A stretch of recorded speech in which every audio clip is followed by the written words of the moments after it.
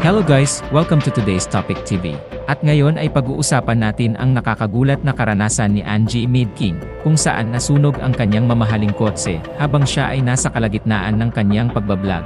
Para sa mga hindi pa nakakakilala, si Angie Maidking ay isang kilalang personalidad dito sa Pilipinas. Isa siyang matagumpay na negosyante, car enthusiast, at tagapagsulong ng LGBTQ rights. Kilala rin siya bilang founder ng Carporn Racing, na specialized sa luxury car customization. Higit pa rito, isa siyang matapang at inspiradong transgender na masigasig sa pagbabahagi ng kanyang buhay at mga hilig sa social media. So it's actually nice that we have a lifter to show you guys what's happening. Isa sa mga paborito niyang kotse ay ang kanyang bagong Acura NSX.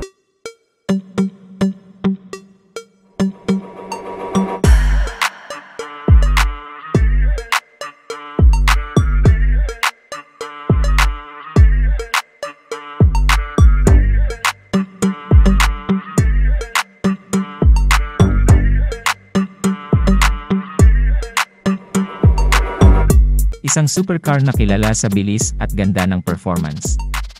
Ayon kay Angie, para lang siyang nakaupo sa ground dahil sa sobrang baba ng pagkaka-lowered nito. Dahil dito, napakataas ng level ng handling at stability ng kotse sa mabilisang takbuhan. Ngunit sa hindi inaasahang pangyayari, pagkatapos niya itong paharurutin para subukan ang tulin nito, biglang nagliyab ang likurang bahagi ng sasakyan na kanya namang ikinagulat. Much for it to clear the tires first.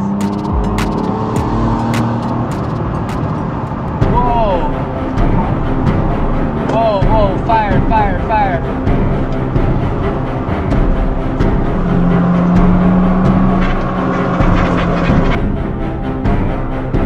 Agad niyang itinabi sa gilid ng kalsada ang kanyang sasakyan.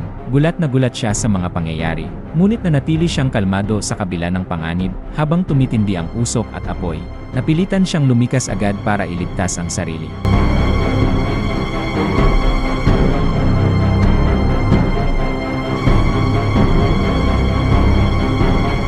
Wala nang nagawa pa si Angie, kundi pagmasdan na lamang ito. Hindi siya makapaniwala na nangyari ito sa kanyang mamahaling sasakyan. Mapapansin din na walang tumutulong sa mga nagdaraang mga sasakyan, marahil na rin sa kadahilan ng lubhang delikado kung sasaklolo at lalapit ka rito, hindi mo alam ang maaring mangyayari na baka ikapahamak mo pa pag sumabog ito.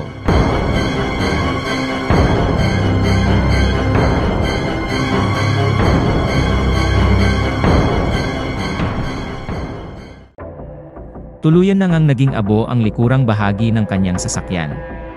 Laking pasasalamat din niya dahil ligtas siya, at walang nangyaring masama sa kanya. Milyon-milyon man ang nawala sa kanya. Wala ito, dahil higit na mahalaga ang buhay natin. Matapos ang insidente, maraming followers at fans ni Angie ang nagpaabot ng suporta sa kanya. Marami ang nagpasalamat dahil ligtas siya, at walang nasaktan, at marami rin ang nagbigay ng mga payo tungkol sa mga bagay na dapat gawin sa mga ganitong sitwasyon.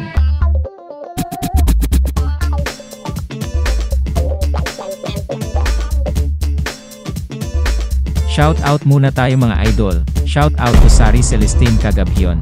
Marami pong salamat sa inyo.